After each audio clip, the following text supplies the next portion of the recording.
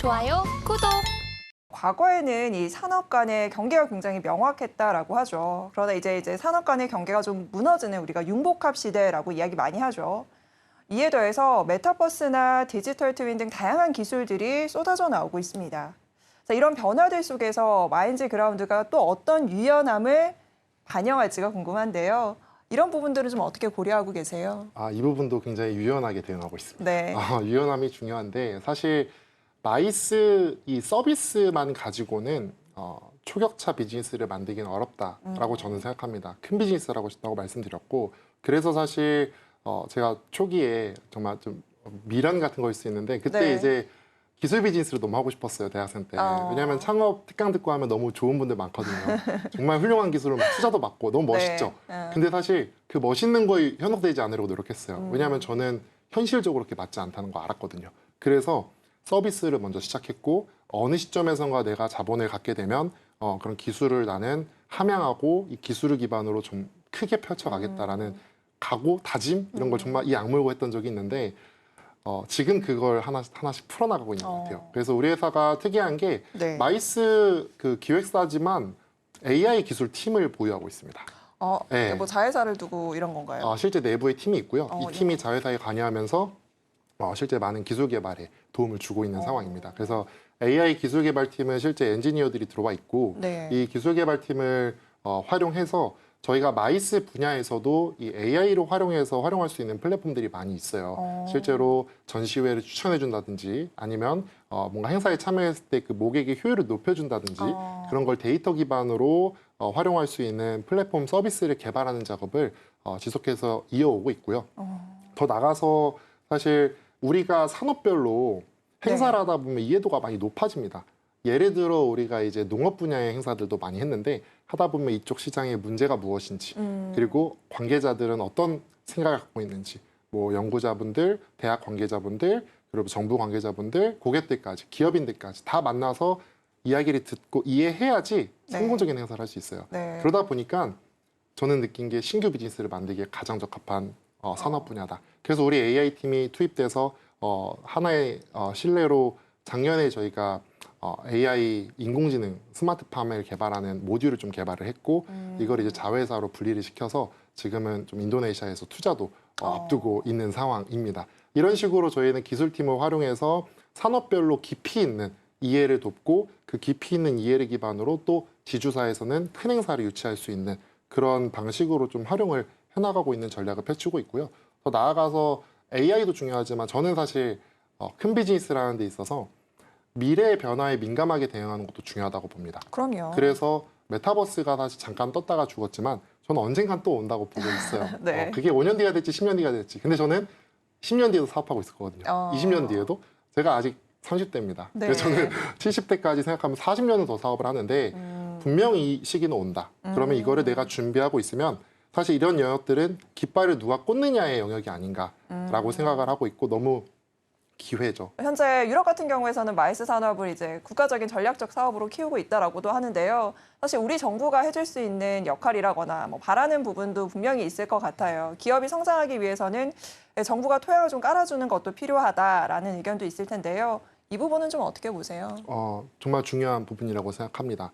아무래도 정부에서 그런 시스템, 생태계를 만들어주는 노력이 있어야 이 산업 분야가 발전할 수 있다라고 보고 있는데 저는 실제 사업을 하면서 느낀 것이 한 3가지 정도의 시스템이 마련되면 너무 좋겠다라고 네, 보고 게 있어요. 있을까요? 첫 번째로는 마이스 분야의 창업 기업에 대한 지원. 두 번째로는 국제 행사 지원 사업의 활성화. 그리고 세 번째로는 수출 그 위험 최소화를 위한 뭔가 네. 컨설팅 사업 마련. 이런 3가지 정도의 내용을 좀 생각해 봤어요. 네, 굉장히 첫 번째로, 구체적이라서 좋네요. 네. 그렇죠. 네. 첫 번째 내용부터 좀 설명을 드려보면 아무래도 저도 창업 기업으로서 창업을 해서 이렇게 사업을 했지만 초기에 어려움이 많습니다. 근데 정부에서 창업 맞아요. 지원 프로그램 굉장히 많이 많아요. 운영하잖아요. 정말 많습니다. 저도 사실 많이 활용을 했고요. 근데 마이스 분야에 특화된 사업은 아직 많이 부재한 느낌을 받아요. 제가 그게 만들어진다고 직접 수혜를 받는 수혜자가 될 수는 없겠지만 네. 후배 기업들이 진출하려면 그런 마이스에 특화된 지원 사업들, 다행인 건 최근에 제가 몇 개의 공고를 봤어요. 그런 분야에 특화된 지원 사업들이 나오고 있는데 아무래도 일반적인 사업 대비해서는 많이 관심도가 좀 떨어지고 네. 지원의 정도도 많이 낮은 상황입니다. 그 이유도 알아요. 시장 규모나 이런 측면으로 봤을 때. 그래서 저는 좀 더 정부가 나서서 적극적으로 이런 분야에 지원을 해준다면 창업을 할 때도 마이스 분야에서도 창업이 가능하구나. 이쪽에도 내가 기술 한번 넣어봐야지. 이런 많은 시도들이 저는 몰릴 거라고 봐요. 실패도 많겠지만 그런 시도 속에서 하나의 성공이 자리하고 또 두 개의 성공이 자리하면 그게 사실 시장의 기반이 된다라고 저는 보고 있고요. 네. 그렇게 해서 어느 정도 성장한 기업들에게 제가 말했던 두 번째 국제행사 지원 사업을 활성화해서 지원을 하는 겁니다. 저도 해봐서 알겠지만 이건 제가 좀 희망하는 것 같아요. 네. 뭐냐면 어떤 내용인가요? 아무래도 국제회의 같은 걸 한번 개최를 하려면 어려움들이 많습니다. 실제 섭외부터 장소 대관 등등의 특히나 1회 행사에서 수익을 남긴다는 것은 참 어려운 일이에요. 전략적으로도 남길 수 있겠지만서도 그런 환경적인 것들을 봤을 때에는 행사의 브랜드도 만들어지지 않았기 때문에 어려움들이 많습니다. 네. 이 시점에 정부가 뭔가의 지원을 통해서 밑거름을 만들어 준다면 충분히 많은 시도들이 저는 이어진다고 생각합니다. 예를 들면 어떤 지원을 말씀하시는 예를 들자면, 네트워크 아니면 뭐. 현재 지원하고 있는 게 대관 비용을 지원해 줍니다. 그런 지원 사업을 예를 들면 대관 비용도 일부 지원을 해주고 연사 섭외할 때 연사 섭외비, 연사료 그리고 뭐 항공료 이런 것들에 대한 실비를 일부 지원을 해줍니다. 네. 그리고 홍보비 이런 것들을 일부 지원을 합니다. 네. 구분해가지고 많은 사업들이 마련이 돼 있어요. 저도 감사하게 생각하고 있는데 이런 사업들이 부족하다가 아니라 더 많아졌으면 좋겠다. 많아져서 더 많은 국제 행사의 유치를 위한 시도들이 많아지면 고객 참여가 시장 참여가 더 늘어날 거고 그런 시장 생태계가 형성이 된다라고 저는 보고 있어요. 그래서 시장이 만들어지면 그때부터 이제 또 다음에 지원이 필요하죠. 그게 이제 세 번째 제가 말했던 이제 컨설팅 사업. 아무래도 행사가 많아지고 국제 행사가 활성화되면 네. 각 행사별로 발생할 수 있는 마이스가 참 도와주고자 했지만 뭔가 계약 과정에서 뭔가의 사기, 여러 잡음이 날 수 있죠. 맞아요. 그런 것들에 대한 내용이 많이 교육이 안 돼 있기 때문에 충분히 발생할 여지들이 있습니다. 그런 부분들을 교육으로 컨설팅으로 지원할 수 있는 전문가들을 배치하고 그들을 교육해서 현지를 지원하는 정도까지 시스템이 마련이 된다면 이 3단계가 적극적으로 이루어졌을 때 마이스 시장은 정말 우리 전반적인 산업으로 침투해서 각각의 산업 분야가 성장할 수 있게끔 하는 중요한 연결고리 역할을 할 수 있다라고 저는 보고 있습니다. 네.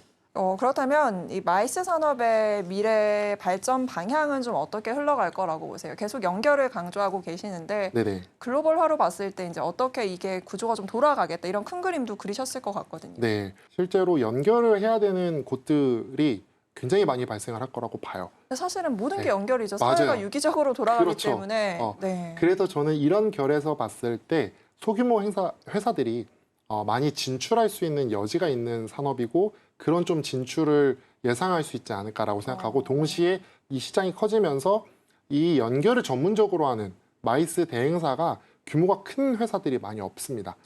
현재 시장에서는. 근데 저는 규모가 있는 회사들이 등장할 거라고 봅니다. 시장의 활성화됨에 따라서. 그리고 그런 규모 있는 회사들이 이 연결을 효율적으로 할 수 있는 각종 기술적인 솔루션을 쥐고 있는 회사들이 될 거라고 봐요. 그래서 그 기술적인 솔루션을 쥐고 연결을 주도하는 역할을 하는 회사들이 규모 있는 회사들이 등장하고 그 이면에 이제 또 작은 다양한 시장 참여가 생겼기 때문에 그런 것들까지 이어질 수 있는 그런 미래가 펼쳐지지 않을까 저는 예상을 감히 조심히 하고 있습니다. 네. 좋아요, 구독!